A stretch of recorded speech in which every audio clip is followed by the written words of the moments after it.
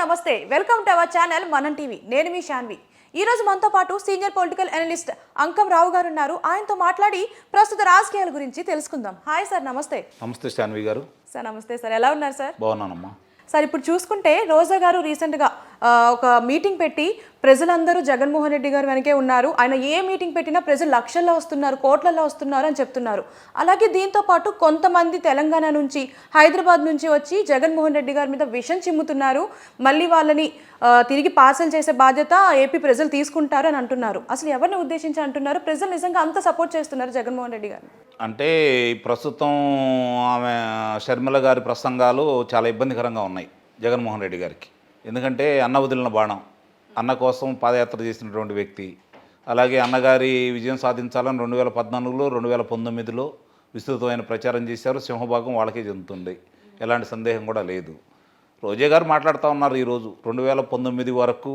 జగన్మోహన్ రెడ్డి గారు ఎక్కడున్నారు హైదరాబాదే కదా కాబట్టి ఆ ఉద్దేశం జగన్మోహన్ రెడ్డి గారిని తిరిగి హైదరాబాద్ పంపిస్తారని ఆలోచనేమో ఓకే ఎందుకంటే ప్రజలు తండోపతండాలుగా ఎవరికి వస్తున్నారు ప్రజలు చూస్తూనే ఉన్నారు కాబట్టి ఆ ఉద్దేశం జగన్మోహన్ రెడ్డి గారి మీద కోపం ఈ విధంగా తీర్చుకున్నదేమో నాకు అనిపిస్తూ ఉంది ఓకే ఎందుకంటే ముందుగా ఆమె చెప్పకూడదు కదా చెప్తే ఆమెకి మరి ఇప్పుడు మంత్రి పదవి ఉంది దాన్ని తీసేస్తారేమో అని భయం కాబట్టి తనలో ఉన్న అసంతృప్తిని ఇప్పుడు అక్కడ నగిరిలో కూడా ఆమెకి పోటీ చేసే అవకాశం లేదనే మాటలు వినపడతా ఉన్నాయి తీసుకొచ్చి ఏదో ఒంగోలు లోక్సభ సభ్యురాలుగా నిలబెట్టాలని ప్రయత్నం చేస్తున్నారనే సమాచారం కూడా ఉంది సరే అది వాళ్ళ అంతర్గతం వాళ్ళ పార్టీకి సంబంధించిన విషయం దాని గురించి మనం మాట్లాడుకోవాల్సిన అవసరం లేదు ఏదైనా ఆ హక్కు జగన్మోహన్ రెడ్డి గారికి ఉంది అందుట్లో సందేహం ఏం లేదు ఇప్పుడు నిజంగానే జగన్మోహన్ రెడ్డి గారి జనం వస్తున్నారు ఓకే జనం మీకు బాగా వస్తున్నారు నాయకులు ఎందుకు వెళ్ళిపోతున్నారు జనానికి ఎప్పుడైనా సరే జనాభిప్రాయాన్ని బట్టి నాయకులు ఉంటారు కదా జనాల యొక్క అభిప్రాయాలు ఎలా ఉండవు వాళ్ళ ఆలోచనలు ఎలా ఉండవు ఏ పార్టీకి వాళ్ళు వెంట ఉన్నారు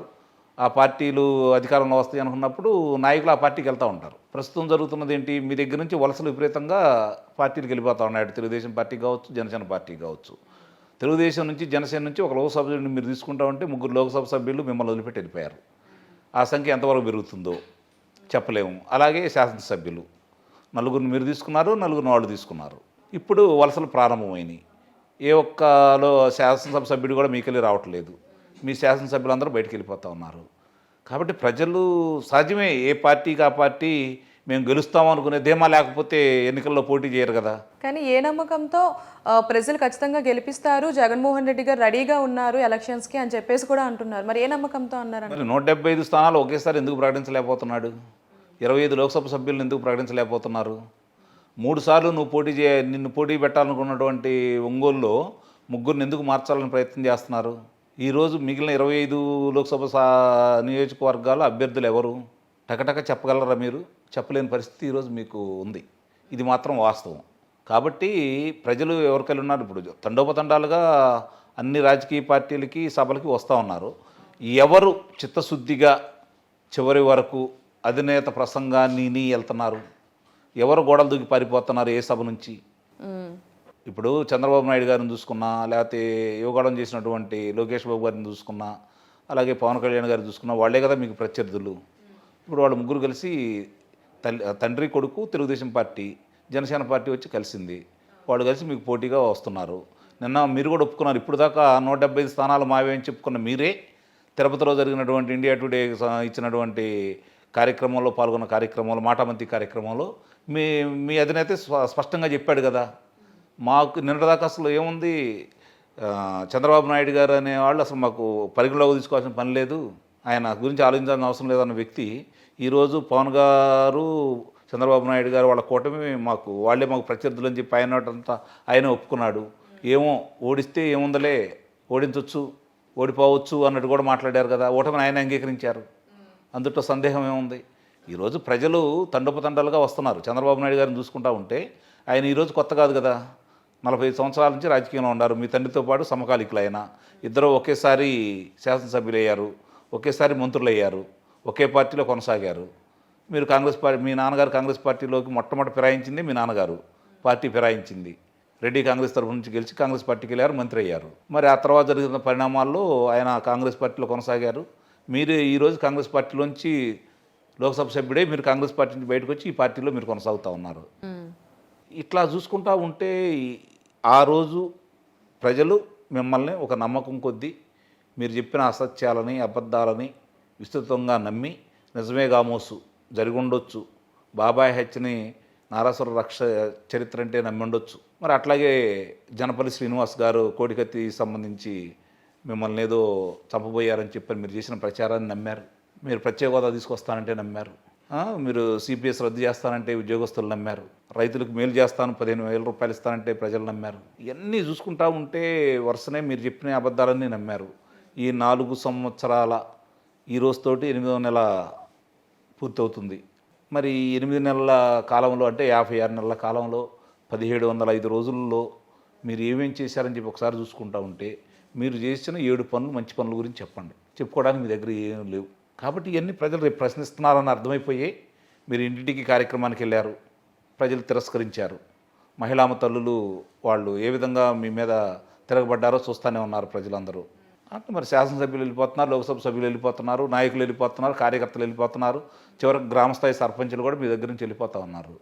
అయినా సరే మీరు ఇంకా మేకపోతు గాంభీర్యం ప్రకటిస్తున్నారంటే మీరు ఏదేనో నమ్ముకున్నారు. అదేదో తెలుస్తుంది రేపొద్దున. ఇవన్నీ చాలదన్నట్టు చంద్రబాబు నాయుడు గారు, లోకేష్ గారి యొక్క ప్రభావమే కాకుండా, పవన్ కళ్యాణ్ గారు తోడైంది కాకుండా, మూలిగే నక్క మీద తాటికాయ పడింది ఈరోజు షర్మిల గారు. అవును. కాబట్టి అంతఃపుర రహస్యాలు బయటకు తీస్తుంది ఆమె. తట్టుకోలేకపోతున్నారు మీరు. ఇప్పుడు దాకా గుమ్మనంగా పెట్టుకొని మీరు ఏ అయితే అసత్యాలను ప్రచారం చేశారో అవన్నీ మీరే చేశారని చెప్పి ఆమె చెబుతుంది. సమాధానం చెప్పండి. ఇప్పుడు రోజు ఆమె అడుగుతుంది అభివృద్ధి గురించి. సుబ్బారెడ్డి గారి మీద ఆమె సవాలు విసిరింది కదా, మీరు ఎక్కడ రమ్మంటే అక్కడికి వస్తానని చెప్పని చాలా ప్రశ్నలు సంధిస్తామనే ఉన్నారు. ఇప్పుడు ఈరోజు మళ్ళీ ఇంకొక కార్యక్రమం చేపట్టారు వాళ్ళు భారతదేవి గారి మీద. ఇవన్నీ చూసుకుంటా ఉంటే ఒక్కోటి ఆమె ప్రశ్నించే ప్రశ్నలకు మీ దగ్గర సమాధానం ఉందా? ఇదే ఇప్పుడు ప్రజలందరూ కూడా చూస్తూ ఉన్నారు. అవును. దాని సమాధానాలకి ఇప్పుడు షర్మిల గారి గురించి మీరు మాట్లాడుతూనే ఉన్నారు. సార్ ఇప్పుడు చూసుకుంటే షర్మిల గారు ఉండింది కాంగ్రెస్ పార్టీలో ఉన్నారు. మనం నార్మల్గా చూసుకుంటే కాంగ్రెస్ పార్టీకి ఏపీలో అసలు ఓట్ బ్యాంక్ అనేది చాలా తక్కువ ఉంది. కానీ ఎందుకు కాంగ్రెస్ షర్మిల గారి మీదనే టార్గెట్ అవుతున్నారు వాళ్ళు? అంటే నిజంగా భయపడుతున్నారా? భయపడుతున్నారు కాబట్టే ఓటు బ్యాంక్ తక్కువ ఉన్న పార్టీ కోసం తిరగబడుతున్నారు. అంటే ఇప్పుడు ఏమవుతుందంటే షర్మిల గారు ప్రశ్నించిన సమాధానాలకి తండ్రి గారి వారసత్వం నాదే, మా అన్నది కాదు, తండ్రి గారి ఆశయాలు మా అన్న నెరవేర్చలేదు, ఎన్నో ఆశలు పడ్డాం మేము, ఆశలు నెరవేర్చలేకపోతున్నాడు ఈయన, నా ఆశలే కాకుండా కుటుంబ సభ్యుల ఆశలే కాకుండా ప్రజల ఆశలు కూడా ఈయన నెరవేర్చలేదు, ఈయన వైఫల్యం ఇలా చెందాడని చెప్పి ఆమె ఎండగడతా ఉంది. అవును. ప్రజల ముందు కనపడతా ఉన్నాయి. ఆమె అబద్ధాలు ఆడట్లేదు, ప్రజల ముందు కనపడతా ఉన్నాయి. ఆమె అడిగే ప్రశ్నలకు సమాధానం లేదు. దానికి తోడు అంతర్పుర రహస్యాలన్నీ ఒక్కొక్కటి బయట పెడతా ఉంది. ఇప్పుడు దాకా వాళ్ళు దాచిపెట్టినవన్నీ బహిర్గతం అవుతూ ఉన్నాయి. కాబట్టి దీన్ని బట్టి ఆలోచించుకుంటా ఉంటే ఈరోజు తెలుగుదేశం పార్టీ జనసేన కూటమి అనేది అధికారంలో వస్తుందనేది ప్రజలు ఒక నిశ్చితాభిప్రాయానికి వచ్చారు. దానికి తోడు గౌరవప్రదమైన స్థానాలు కూడా ఏదైనా వస్తాయి అనుకుంటే షర్మిల గారి వల్ల అవి కూడా పోయేటట్టుండే వీళ్ళకి. అందుకని బాగా భయపడుతూ ఉన్నారు. ఆమె మీద ఎదురుదాడి చేస్తూ ఉన్నారు.